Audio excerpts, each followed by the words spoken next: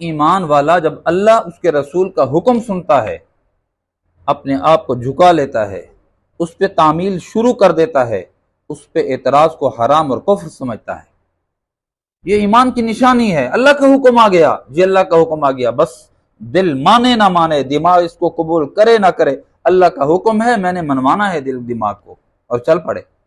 یہ اللہ کے نبی کا حکم ہے صلی اللہ علیہ وسلم، دل تسلیم کرے نہ کرے، عقل مانے نہ مانے، عقلی گھوڑے نہیں دوڑانے، اپنے عقل کو استعمال نہیں کرنا، اپنے آپ کو اپنی خواہش کو واہی کتابیں کرنا ہے۔ یہ ایمان کی نشانی ہے۔ مسند احمد میں حضرت ابو یحییٰ اس حدیث کے راوی ہیں، کہتے ہیں کہ حضرت عمر رضی اللہ تعالیٰ عنہ ایک دفعہ نماز پڑھ کے باہر نکلے، باہر صحن تھا، چوک تھا، صحن تھا، وہاں پر دیکھا کہ غلہ ہے، بکھرا ہوا ہے، لوگ بکھا رہے ہیں، اس کو بچھا رہے ہیں، سکھا رہے ہیں، خوش ہوئے، برکت کی دعا دی، ماشاءاللہ ماشاءاللہ۔ پھر کسی نے کہا کہ حضرت آپ جس کی برکت کی دعا کر رہے ہیں یہ ذخیرہ اندوزی کیا ہوا ہے،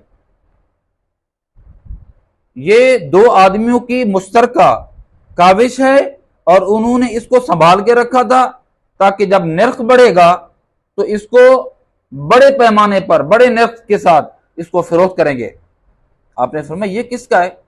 کہا کہ ایک تو آپ کا غلام ہے، دوسرا حضرت عثمان کا غلام ہے، فروخت۔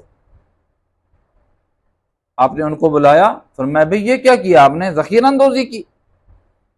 دونوں کہنے لگے کہ حضرت پیسے اپنے، مال اپنا، اگر ہم اس کو نفع پر بیچ رہے ہیں تو اعتراض کیا؟